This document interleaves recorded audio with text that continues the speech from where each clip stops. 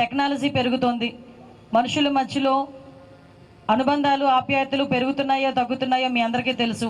కానీ కమ్యూనికేషన్ అన్నది ఎంత స్పీడ్గా ముందుకెళ్తుందో మనందరికీ తెలుసు. అయితే పెరుగుతున్న టెక్నాలజీ దృష్ట్యా అది మనకు ఉపయోగపడాలి. కానీ రోజు రోజుకి పెరుగుతున్న టెక్నాలజీ అది కొత్త పుంతలు తొక్కి ఓవరాల్గా చెప్పాలంటే మన మనుగడకే ప్రశ్నార్థకంగా మారే పరిస్థితి ఈరోజు రాకూడదు అనే ఒకే ఒక ఉద్దేశంతో ఈరోజు ఈ కార్యక్రమాన్ని ఏర్పాటు చేయడం జరిగింది. ఒకసారి హోమ్ మినిస్టర్గా బాధ్యతలు తీసుకున్న తర్వాత ఈ సైబర్ క్రైమ్ గురించి చూస్తూ ఉంటే సుమారుగా ఈ 4 నెలల్లో దగ్గర 1,1730 కోట్ల రూపాయలు ఓన్లీ సైబర్ క్రైమ్లోనే చేతులు మారిని పోయినాయి అనే సంగతి తెలిస్తే నిజంగా ఆశ్చర్యం అనిపించింది. 4 months గ్యాప్లోనే మొత్తం ఇండియా లెవెల్లో. అంటే ఒక అవేర్నెస్ ప్రోగ్రామ్స్ ఉన్నాయి, సైబర్ క్రైమ్ కోఆర్డినేషన్ సెంటర్స్ ఉన్నాయి, 1930 కాల్ సెంటర్ నెంబర్ ఉంది. ఇవన్నీ ఉండి కూడా పోనీ ఎవరో చిన్నపిల్లలు లేకపోతే చదువు లేని వాళ్ళు ఈ సైబర్ క్రైమ్లో ఇన్వాల్వ్ అవుతున్నారు, లేకపోతే వాళ్ళు బారిన పడుతున్నారు అన్నది కాకుండా పెద్ద డాక్టర్స్, ఐపీఎస్ ఆఫీసర్స్, ఐఏఎస్ ఆఫీసర్సే ఈ సైబర్ క్రైమ్ బారిన పడడం అన్నది చూస్తూ ఉంటే ఇది ఎంత మేరకు పెరిగిపోయిందో మనందరం కూడా అర్థం చేసుకోవచ్చు. అంటే సుమారుగా 24% ఈరోజు సైబర్ క్రైమ్ రేట్ పెరిగిందంటే మనందరం కూడా ఎంత అలర్ట్గా ఉండాలో మనందరికీ తెలుసుకోవాలి. ఈరోజు పిల్లలందరూ ఉన్నారు, ప్రతి ఒక్కరి చేతిలోని మొబైల్, స్మార్ట్ ఫోన్ ఉంటుంది. స్మార్ట్ ఫోన్ లేకుండా ఏమో ఇంట్లోని పెట్టుకుంటే పర్స్ అయినా తీసుకెళ్ళమో తెలియదు, కానీ మొబైల్ మాత్రం ఉంటుంది. పర్సులు పెట్టుకోవడం మర్చిపోయారు, ఎందుకంటే PhonePe, Google pay, everything in phone. మనం మామూలుగా మాట్లాడుతుంటే ఏదైనా అడిగేటప్పుడు నీ ఐడి నెంబర్ ఎంత, ఈ నెంబర్ అదేం కాదు, నీ పేరేంటి కాదు, నీ ఫేస్బుక్ ఐడి ఏంటి, ఫేస్బుక్ లేదా, టెక్స్ట్ బుక్ లేకపోయినా అంత ఆశ్చర్యపోం, కానీ ఫేస్బుక్ లేకపోతే మాత్రం చాలా ఆశ్చర్యపోయే పరిస్థితులు ఈరోజు ఉన్నాయి. ఒక పక్క ఫేస్బుక్, ఒక పక్క ఇన్స్టా, ఒక పక్క స్నాప్చాట్, ఒక పక్క share chat, Twitter, at the same time మళ్ళీ మనకి టెలిగ్రామ్, ఎన్ని యాప్స్ ఉన్నాయంటే మనకి కమ్యూనికేషన్ పెంచుకోవటానికి, అట్ ద సేమ్ టైం మనల్ని మనం ముంచుకోవటానికి కూడా. అంటే అన్ని యాప్స్ నుంచి మన తాలూకా ఇన్ఫర్మేషన్ని మనమే ఇంకొకరికి బయటకు పెడుతున్నాం. ఫర్ ఎగ్జాంపుల్, నేను తప్పుగా అనుకోవద్దు, చాలామంది అమ్మాయిలు అబ్బాయిలు ఏజ్ గ్రూప్లో ఏం చేస్తారంటే జస్ట్ ఒక క్లిక్, ఎక్కడికి వెళ్ళినా ముందు ఒక సెల్ఫీ, ఈవెన్ తినడానికి కూర్చున్న తర్వాత కూడా మనం తినే వస్తువు కూడా చిన్న ఫోటో పెడతాం, ఆ లొకేషన్ షేర్ చేస్తాం. అంటే ఏంటంటే మనం తినేది కూడా ప్రపంచానికి తెలియాలనుకుంటాం. మనం తినేదే ప్రపంచానికి తెలియాలనుకునేటప్పుడు మన తాలూకు ఇన్ఫర్మేషన్ వాళ్ళు ఎంతసేపట్లో తీసుకుంటారో ఒక్కసారి ఆలోచించండి. అంటే ఈవెన్ నేను మా వాళ్ళతో మాట్లాడుతున్నప్పుడు చెప్తున్నారు, పిల్లలందరూ చాలా అలవాటు ఏంటంటే జస్ట్ ఈ ఫింగర్స్ ఇలా పెట్టి క్లిక్ చేసుకుంటారు.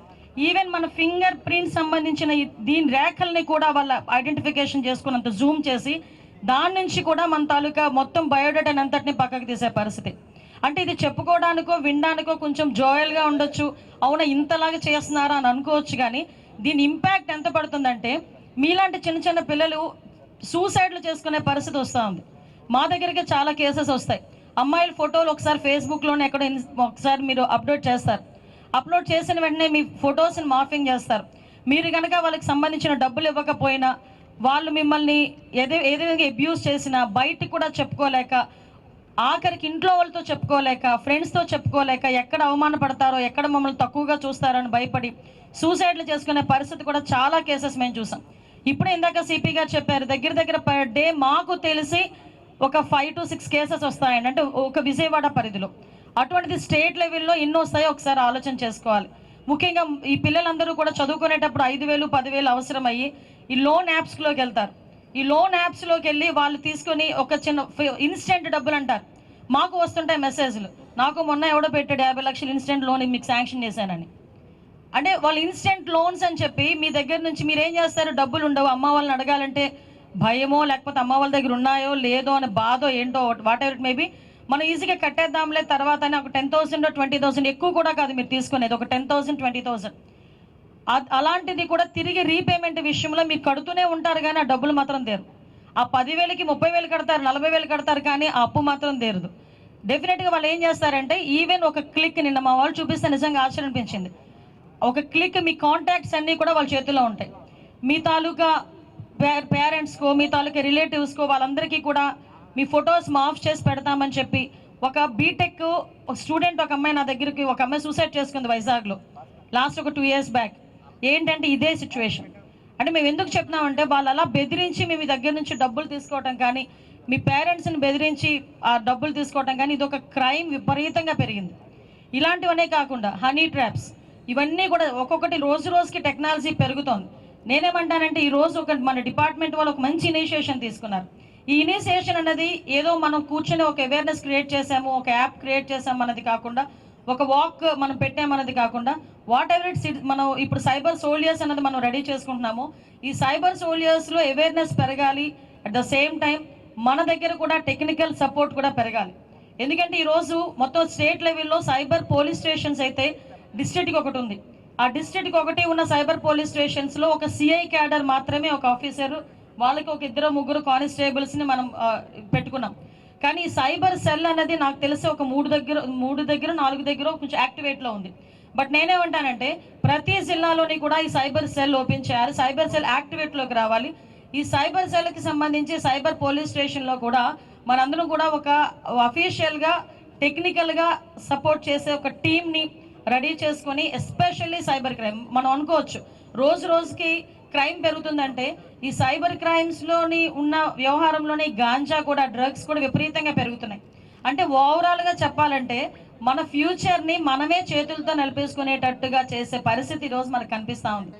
ఎవడో మనల్ని చెడగొట్టక్కర్లే, మన ఫోనే మనల్ని చెడగొడుతుంది ఈరోజు, మనం యూజ్ చేసే యాపే మనల్ని చెడగొడుతుంది ఈరోజు, మన భవిష్యత్తుని ఎవడో పాడు చేయక్కర్లే ఈరోజు, మనకి మనమే పాడు చేసుకునే టూల్స్ అన్నీ కూడా మన మొబైల్లో ఉన్నాయి. అన్నెసరీ క్లిక్స్, ఇందాక ఎవరో అక్కడ పెట్టారు, థింక్ వన్స్ క్లిక్ వన్స్ అని చెప్పి, అంటే ఒక్కసారి అదొకటి. నెక్స్ట్ బ్రేక్ ద సైలెన్స్, ముందు సైలెన్స్ని బ్రేక్ చేయండి. చాలామంది ఆడపిల్లలు, ముఖ్యంగా మగపిల్లలు కూడా ఇంట్లో తెలిస్తే ఏమవుతుందో, మన రిలేటివ్స్కి తెలిస్తే ఏమవుతుందో, ఫ్రెండ్స్కి తెలిస్తే ఏమవుతుందో.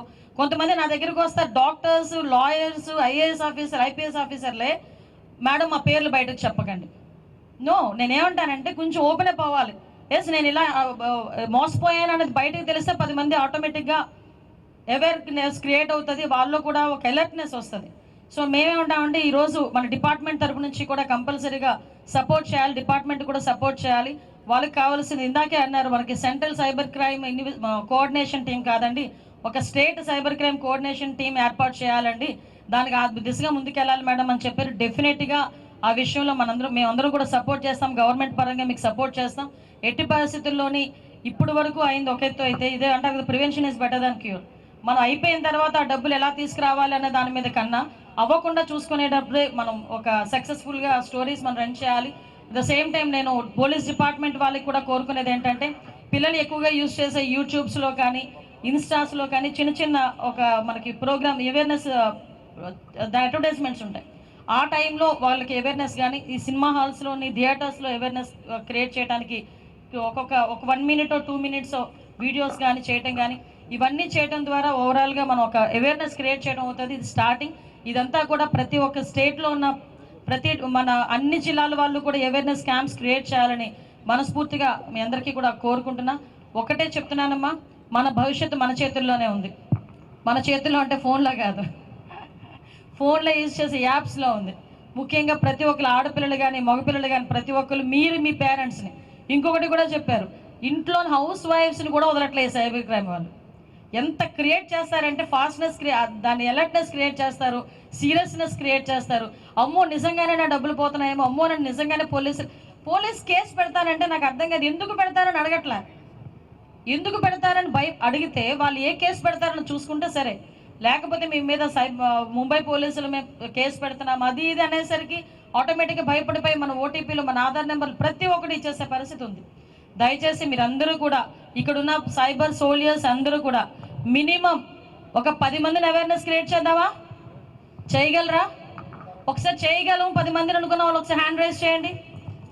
అంతే. స్మార్ట్ ఫోన్ యూజ్ చేసే వాళ్ళందరూ ఒక 10 మందిని, ఎందుకంటే మిమ్మల్ని కొంచెం అవేర్నెస్ క్రియేట్ చేయడానికి ఇక్కడ డిపార్ట్మెంట్ వాళ్ళు ఉన్నారు. ఒక్కొక్క పర్సన్ ఒక 10 మందిని టార్గెట్ పెట్టుకోండి, ఎంతమందికి అవేర్నెస్ క్రియేట్ చేయొచ్చో మనకే అర్థమవుతుంది. కాబట్టి ఈ విషయంలో మీరందరూ కూడా సపోర్ట్ చేయండి. మా సపోర్ట్ ఎప్పుడు ఉంటుంది, గవర్నమెంట్ సపోర్ట్ కూడా ఎప్పుడు కూడా డిపార్ట్మెంట్కి ఉంటుంది. కాబట్టి డిపార్ట్మెంట్ వాళ్ళకి కూడా ఫ్రీ హ్యాండ్ సైబర్ క్రైమ్ విషయంలో మీరందరూ కూడా టెక్నాలజీని యూజ్ చేసుకొని, ఎందుకంటే ట్రైనింగ్స్ ప్రోగ్రామ్స్ కూడా, ఎందుకంటే రోజుకి సైబర్ క్రైమ్ చేసే వాళ్ళు ఎంత టెక్నాలజీ, అడ్వాన్స్డ్ టెక్నాలజీ యూజ్ చేస్తున్నారు.